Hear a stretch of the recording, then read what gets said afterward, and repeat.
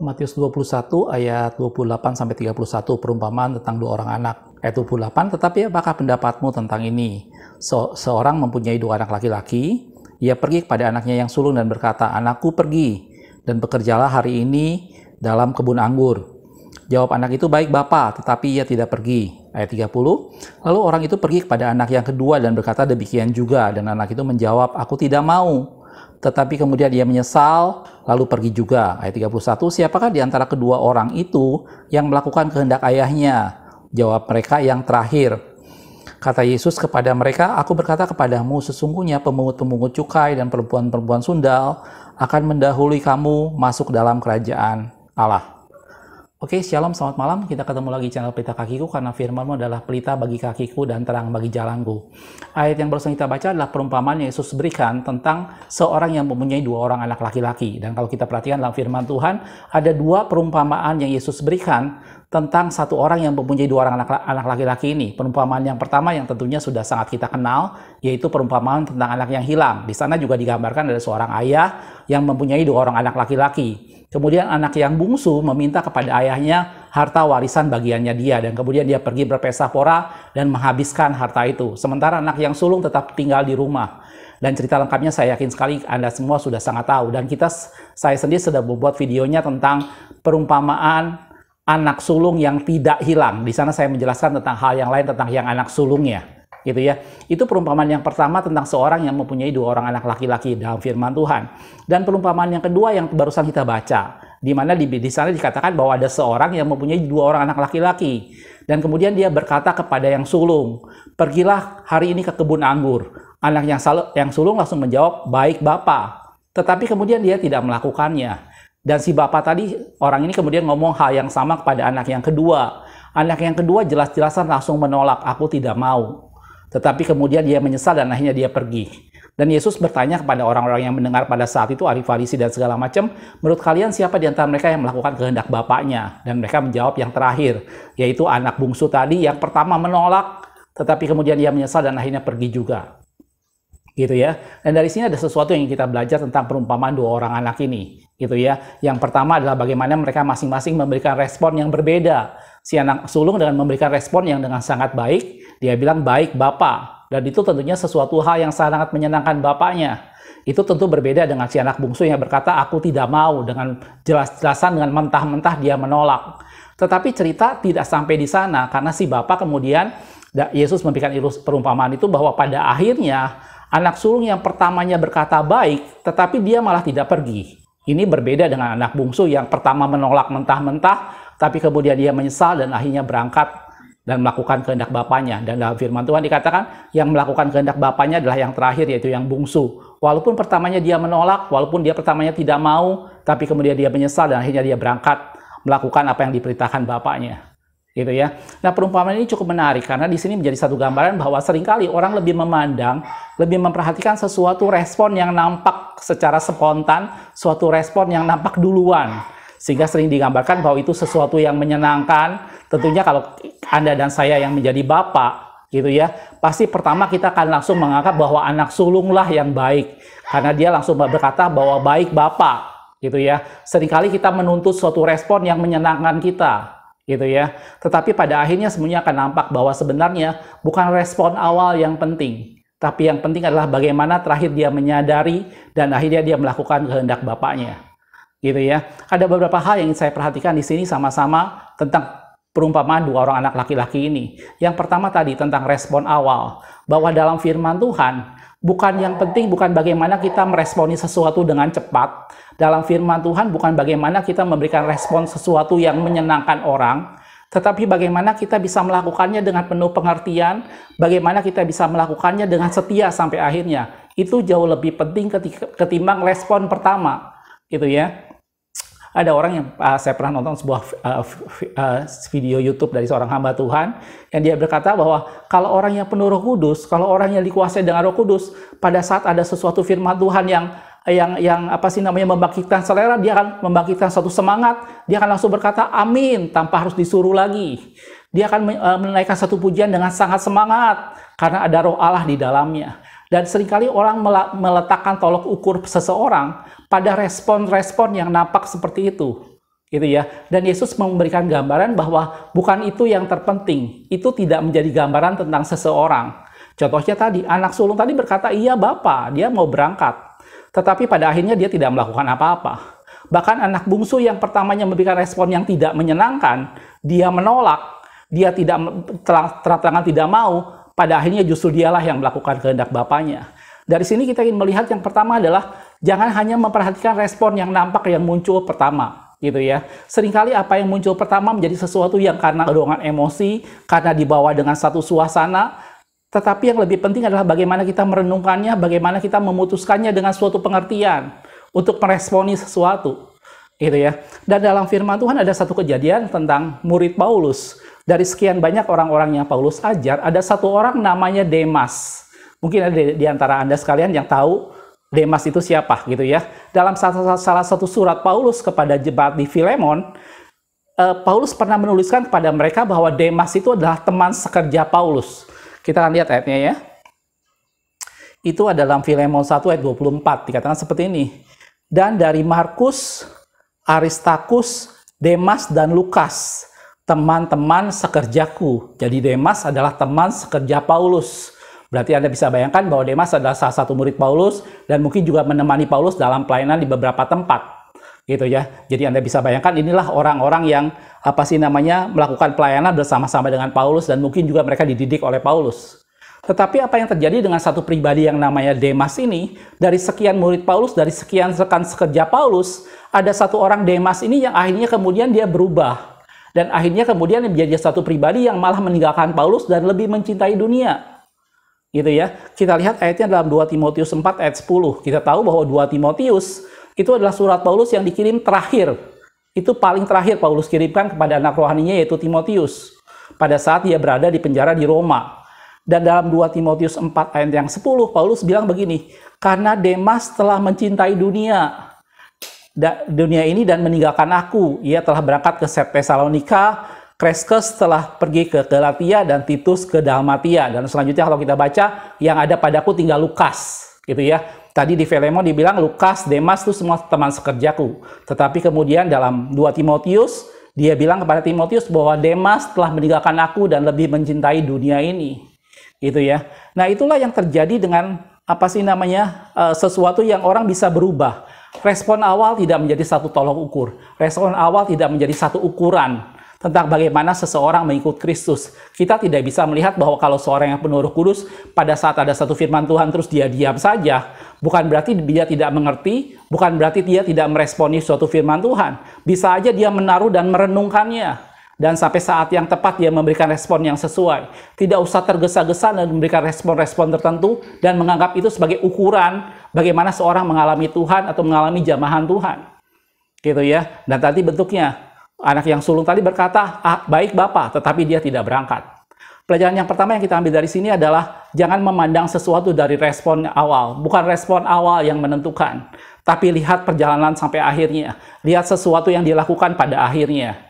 Gitu ya. Dan tadi Demas, walaupun dia rekan sekerja Paulus, pada akhirnya dia meninggalkan Paulus. Pada saat Paulus memerlukan dia tidak ada dan dia mencintai dunia ini. Dan Demas kembali pada kehidupannya yang lama. Gitu ya. Itu pelajaran yang pertama dari perumpamaan dua orang anak ini. Pelajaran yang kedua yang kita ambil di sini, kita melihat bahwa dalam firman Tuhan dikatakan akan datang masanya bahwa yang terdahulu akan menjadi yang terkemudian. Gitu ya. Kita akan lihat beberapa ayat dalam firman Tuhan.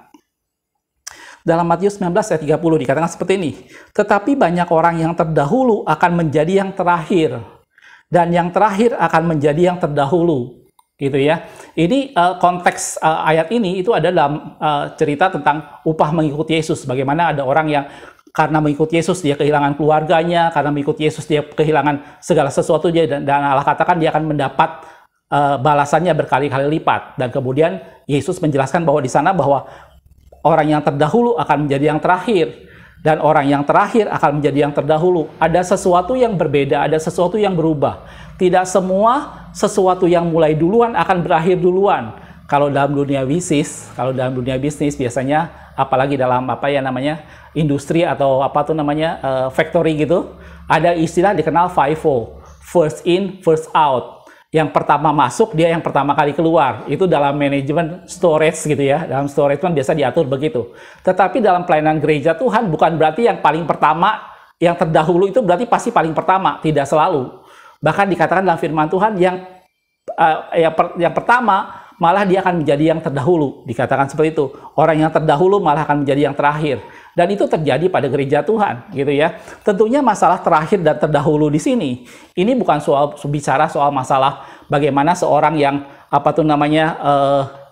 berapa lama ikut pelayanan, kemudian dia tetap dalam posisi seperti itu. Anda tentunya ingat cerita tentang bagaimana perumpamaan penggarap kebun anggur, yang ada masuk jam 9 pagi, masuk jam 12 siang, masuk jam 3 sore, masuk jam 5 sore. Gitu ya. Saya yakin perumpamaan ini juga kita semua tahu. Dan kemudian kita juga tahu bahwa pada akhirnya mereka masing-masing diberikan upah yang sama 1 dinar. Tidak ada perbedaan yang masuk jam 9 pagi, jam 12 siang, jam 3 sore, dan jam 5 sore. Semuanya mendapat 1 dinar. Di mata Allah, kualitas suatu pekerjaan tidak diukur dari durasi waktunya. Karena itu dibilang yang terdahulu akan menjadi yang terakhir. Gitu. Tidak ada perbedaannya antara siapa yang dahulu atau siapa yang belakangan. Yang menentukan itu adalah kualitas bagaimana orang melakukan pekerjaannya. Tidak masalah anak sulung tadi berkata bahwa baik Bapak, kalau dia tidak melakukannya itu menjadi sesuatu yang percuma. Dan juga tidak masalah kalau anak sulung tadi berkata bahwa aku tidak mau, tetapi pada akhirnya dia mengerjakannya, itu terlebih penting. Gitu ya. Jadi bukan masalah durasi waktu, berapa lama kita pelayanan, berapa lama kita sudah memberitakan firman Tuhan, berapa sering kita menyampaikan firman Tuhan, bukan itu yang menjadi tolok ukurnya. Yang menjadi tolok ukurnya adalah bagaimana kita tetap menjaga ketaatan hati kita, bagaimana kita tetap menjaga kerinduan hati kita seperti waktu pertama kali. Karena itu di salah satu video yang saya buat mengenai kasih mula-mula, itu yang menjadi sesuatu hal yang penting, bagaimana kita tetap memelihara kasih mula-mula. Itu yang membedakan kita untuk tetap menjadi yang terdahulu. Kita tidak tertinggal menjadi yang terkemudian. Gitu ya. Dan Yesus menggambarkan seperti ini, bahwa banyak orang yang terdahulu akan menjadi yang terakhir. Gitu ya. Yesus menyebutkan satu kali lagi dalam Matius 20 ayat 16 dikatakan, demikianlah orang yang terakhir akan menjadi yang terdahulu, dan yang terdahulu akan menjadi yang terakhir. Ini dari perumpamaan tentang penggarap kebun anggur tadi. Masing-masing mendapat 1 dinar yang sama. Gitu ya. Walaupun jumlahnya sama, tetapi yang masuk pertama di mata Allah itu menjadi yang terakhir. Karena dia mendapat jumlah yang sama dengan yang masuk terakhir, sama-sama 1 dinar. Jelas, saudaraku, di sini kita bisa melihat dalam pelayanan gereja Tuhan, kita tidak mengenal istilah senioritas atau siapa yang lebih dahulu atau siapa yang lebih belakangan. Bukan itu yang penting di mata Tuhan. Yang penting di mata Tuhan bukan durasi waktu berapa lama kita melayani, tapi bagaimana cara kita melayaninya dengan sepenuh hati, bagaimana hati kita tetap rindu dengan firman Tuhan, bagaimana hati kita tetap mengasihi Tuhan. Dan itu yang kita harus jaga. Gitu ya, saudaraku. Dalam satu ayat firman Tuhan di Amos 9 ayat 13, firman Tuhan katakan seperti ini, sesungguhnya waktunya akan datang, demikianlah firman Tuhan, bahwa pembajak akan tepat menyusul penuai dan pengiri kebun anggur penabur benih. Jadi ada satu masa di mana pada waktu itu dibilang pembajak akan tepat menyusul penuai. Jadi pada saat dia dituai, dia dibajak. Pada saat dia dibajak, bersama itu juga dituai. Suatu proses yang sangat cepat. Gitu ya. Dan dibilang pengiri kebun anggur penabur benih. Jadi pada saat dia mengirik, di sana juga ditabur. Pada saat ditabur, di sana juga dikirik tuh kebun anggur. Gitu ya. Gunung-gunung akan meniriskan anggur baru dan segala bukit-bukit akan kebanjiran. Ini banyak orang menggambarkan ini sebagai satu bentuk percepatan rohani.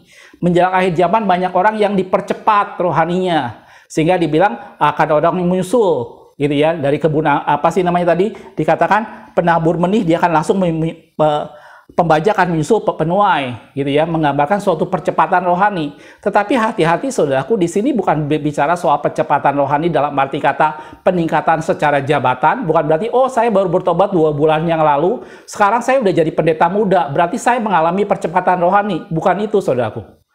Oh berarti ada teman saya udah bertobat 4 tahun yang lalu, sampai sekarang dia belum jadi apa-apa. Bukan berarti saya menjadi yang terdahulu, dia yang menjadi terkemudian. Terdahulu atau terkemudian itu tidak dilihat dari jabatan.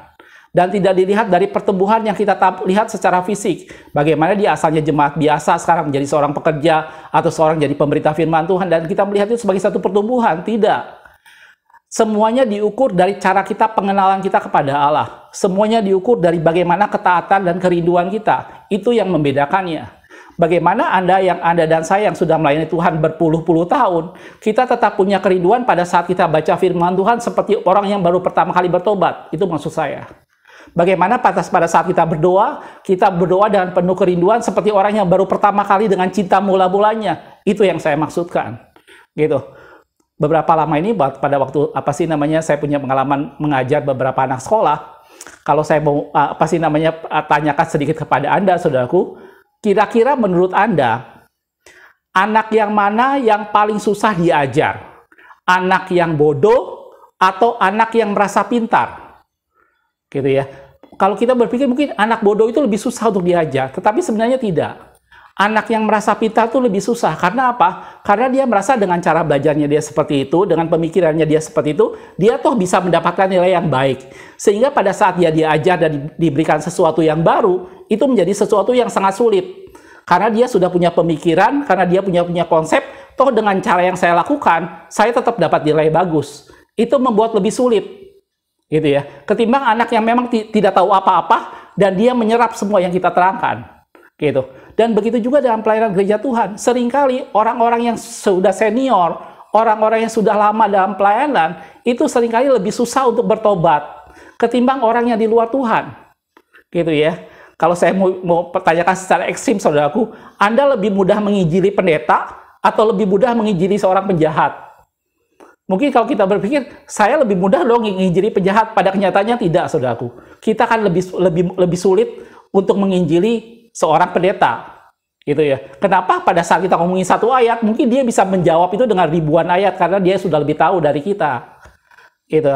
Dan itu menjadi satu gambaran bahwa yang menjadi pembeda tentang suatu pertumbuhan rohani itu bukan jabatan, itu bukan berapa lama dalam pelayanan, tetapi bagaimana sikap hati dan kerinduan kita tentang firman Tuhan, tentang bagaimana kerinduan kita untuk berdoa, bagaimana kerinduan kita tetap kepada Allah seperti kasih yang mula-mula. Dan itulah yang Allah maksudkan. Jangan sampai kita yang terdahulu menjadi yang terkemudian.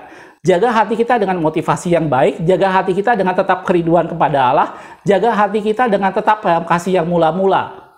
Untuk menjaga kita tidak sampai menjadi yang terkemudian. Bukan soal jabatan, gitu ya. Bukan soal yang hal-hal seperti itu. Itu yang kedua, gitu ya. Yang pertama tadi kita udah bicarakan bahwa perumpamaan ini bisa memberikan gambaran tentang bagaimana kita jangan meletakkan sesuatu pada respon awal. Bukan respon awal yang penting, tapi bagaimana seorang berpikir, seorang menentukan satu sikap untuk bertindak sesuai dengan firman Tuhan. Dan yang kedua adalah masalah bagaimana menjadi yang terdahulu, jangan sampai menjadi yang terkemudian. Biar kita yang terdahulu, mari berlomba bersama-sama dalam perlombaan iman yang baik. Gitu ya, sehingga kita bersama-sama mencapai garis finish. Gitu ya. Dan yang ketiga kata firman Tuhan adalah itu merupakan satu gambaran bahwa setiap orang itu bisa berubah. Contohnya tadi, orang yang sulung berkata bahwa baik Bapak, tetapi dia tidak mengerjakannya. Gitu ya. Jadi pada saat dia berkata baik Bapak, mungkin kemudian pemikirannya berubah dan dia akhirnya tidak melakukan itu. Dan kebalikannya si anak bungsu tadi dia jelas-jelasan menolak, tapi kemudian dia berubah dan menyesal dan dia melakukan kehendak Bapak. Dan itu merupakan satu gambaran bahwa orang bisa berubah. Gitu ya. Kita lihat dalam firman Tuhan, contohnya misalnya Paulus. Kita tahu bahwa Paulus seorang ahli Farisi yang dididik dengan ajaran yang sangat ketat dalam hukum Taurat. Bahkan dia bilang, aku bisa berbegas secara lahiriah. Akulah orang Ibrani asli dari keturunan Benyamin. Dalam melakukan hukum Taurat, aku tidak bercacat. Gitu ya. Dan dia seorang yang menganiaya jemaat. Sampai Paulus berkata bahwa di antara rasul-rasul, aku yang paling hina karena aku penganiaya jemaat. Mungkin secara logika manusia kita melihat bahwa Paulus sesuatu hal yang tidak mungkin bisa berubah lagi. Ini seorang yang sudah sangat kolot, seorang yang dengan pemikiran yang sudah sangat menguasai berbagai macam ilmu, gitu. Dan dia seorang yang keras, seorang kolerik dengan keinginan dan tekad yang kuat. Tetapi semuanya Allah bisa ubah. Dan kita bisa melihat bagaimana Paulus berubah menjadi seorang yang dipakai Tuhan, yang dengan dedikasi tinggi melayani firman Tuhan. Gitu ya. Kita juga mungkin melihat juga hal yang lain seperti Salomo. Dalam pertama kali dia seorang yang dipakai Tuhan, seorang yang waktu Allah bertanya kepadanya, apa yang kau minta? Salomo tidak minta kekayaan, Salomo tidak minta nama besar, tapi yang Salomo minta adalah hikmat kebijaksanaan supaya bisa memimpin umat Israel semakin mengenal Tuhan dan dipimpin dengan secara bijaksana. Itu suatu hal yang luar biasa. Bahkan Allah memberikan pada Salomo lebih dari itu. Dia diberikan hikmat, kebijaksanaan, dan segala macam kekayaan dan kemasyuran. Tapi manusia bisa berubah. Dan kita bisa melihat akhir kehidupan Salomo, bagaimana hatinya terpaut pada bangsa-bangsa lain. Dan ini menjadi gambaran buat kita untuk berjaga-jaga. Pertama, buat Anda dan saya yang sudah ada dalam Tuhan. Kita tidak bisa berpikir, saya tidak mungkin berubah. Tidak, kita semua bisa berubah. Mari menjaga hati. Mari menjaga diri kita. Jangan sampai kita meninggalkan Tuhan. Kita mungkin berpikir, saya udah puluhan tahun melayani. Tidak mungkin saya meninggalkan Tuhan. Jangan gegabah, saudaraku. Mari kita jaga diri, mari kita jaga hati. Gitu ya. Manusia bisa berubah. Gitu ya. Kebalikannya, kalau kita melihat misalnya Anda yang sedang bergumul dengan persoalan dalam keluarga, suami Anda misalnya atau istri Anda tidak mengenal Tuhan, kita udah berdoa berapa lama sepertinya tidak ada perubahan. Jangan menyerah, saudaraku. Manusia bisa berubah. Gitu ya. Tuhan sanggup mengubah siapapun juga sesuai dengan kehendaknya. Dan kita lihat tadi bagaimana Paulus pun berubah. Jelas, saudaraku. Ini pelajaran yang baik yang kita bisa ambil dari cerita perumpamaan dua orang ini. Yang pertama, jangan letakkan sesuatu pada respons awal. Seorang bisa berubah, respon awal bukan sesuatu yang penting, tapi bagaimana dia mengakhirinya. Dan yang kedua, jaga supaya kita tidak menjadi yang terkemudian. Karena dalam firman Tuhan dikatakan, yang terdahulu akan menjadi yang terkemudian. Dan ingat bahwa manusia bisa berubah. Kalau kita tidak menjaga hati, Anda yang dekat dengan Tuhan, kita bukan tidak mungkin seperti Demas yang akhirnya meninggalkan Tuhan. Kita tetap jaga hati, kita tetap tekun berdoa kepada Tuhan, jaga supaya hati kita tetap melekat kepada Tuhan, supaya kita tidak berubah. Kebalikannya, kalau kita sedang dalam pergumulan mendoakan seseorang, kita mendoakan istri kita mendoakan anak kita mendoakan siapapun juga, dan kita melihat berapa lama ini kita berdoa tidak ada sesuatu yang berubah, jangan menyerah. Allah sanggup mengubah siapapun juga, dan manusia bisa berubah di dalam tangan Allah. Jelas, saudaraku? Sebagai penutup, kita lihat beberapa ayat. Dalam Matius 22 ayat 14 dikatakan, sebab banyak yang dipanggil tetapi sedikit yang dipilih. Allah menyeleksi setiap kita. Pastikan bahwa Anda dan saya kedapatan setia. Pastikan Anda dan saya yang sudah dipanggil tetap setia. Gitu ya. Kita dipilih-pilih oleh Allah. Dalam Wahyu 17 ayat 14 dikatakan, mereka akan berperang melawan anak domba, tetapi anak domba akan mengalahkan mereka. Karena ia adalah Tuhan di atas segala Tuhan dan Raja di atas segala Raja. Lanjutannya, mereka yang bersama-sama dengan dia juga akan menang, yaitu mereka yang terpanggil, dan yang dipilih, dan yang setia. Bersyukurlah Anda dan saya yang sudah dipanggil, dan bersyukurlah apabila kita termasuk orang pilihan Tuhan, yang dipilih dengan sesuai dengan rencana Allah dalam rencana kerelaan, dalam firman Tuhan dikatakan seperti itu. Tapi pastikan kita juga setia. Gitu. Dan itu suatu gambaran dalam firman Tuhan yang tadi dikatakan, mungkin pada awalnya kita bukan sesuatu hal yang baik atau bagaimana, tetapi pada akhirnya biarkan kita melakukan kehendak Allah dan Allah bersuka cita dengan semuanya. Jelas, saudaraku? Itulah pelajaran yang baik yang kita bisa ambil dari perumpamaan dua orang anak ini. Pastikan kita tidak meletakkan sesuatu pada respon awal secara terburu-buru. Biarkan semuanya kita renungkan dan ambil keputusan pada saat yang tepat. Dan yang kedua, pastikan kita tidak menjadi yang terkemudian. Kalau Anda sudah lebih dahulu ada dalam pelayanan Tuhan, kita lebih dahulu ada dalam mengenal Tuhan, pastikan kita tetap setia terus sampai pada akhirnya. Jangan sampai kita menjadi yang terkemudian. Dan yang ketiga, setiap manusia bisa berubah. Anda bisa berubah, orang yang kita doakan bisa berubah. Dan semuanya ada pada Tuhan kuasa untuk mengubahnya. Jelas, saudaraku? Mari kita tetap setia sampai pada akhirnya. Makasih sudah menonton. Kita ketemu di video berikutnya. Semoga tubuh, jiwa, dan roh kita terpelihara menjelang datang Kristus yang kedua kali. Tuhan Yesus memberkati.